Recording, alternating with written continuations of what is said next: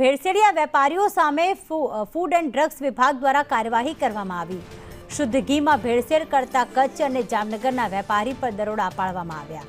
શુદ્ધ ઘીમાં પામ ઓઇલની ભેળસેળ કરતા હતા। ફૂડ એન્ડ ડ્રગ્સ વિભાગે 1.14 કરોડનો મુદ્દામાલ જપ્ત કર્યો છે, તો 67 ટન રિફાઇન્ડ પામ તેલનો જથ્થો પણ જપ્ત કરાયો છે। ભારત ફૂડ એન્ડ કૃષ્ણા ફૂડમાંથી 4 નમૂના લેવામાં આવ્યા છે, તો ધ્રોલના કૃષ્ણા ફૂડ્સનું જે લાયસન્સ છે તે રદ કરવાની પણ કાર્યવાહી કરવામાં આવી। તો ફૂડ એન્ડ ડ્રગ્સ વિભાગ દ્વારા કાર્યવાહી કરવામાં આવી।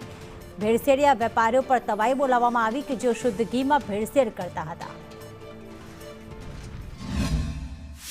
ભારત કોઓપરેટિવ લિમિટેડ નામની ફૂડનું લાયસન્સ ધારક એક પેઢી ગાંધીધામ ખાતેથી આજે દરોડો પાડ્યો। ત્યાંથી 4 નમૂના લેવામાં આવ્યા અને મોટો જથ્થો vegetable fat, refined palm oil અને અન્ય જે બ્રાન્ડના વનસ્પતિ હતા એ જપ્ત કરવામાં આવ્યા।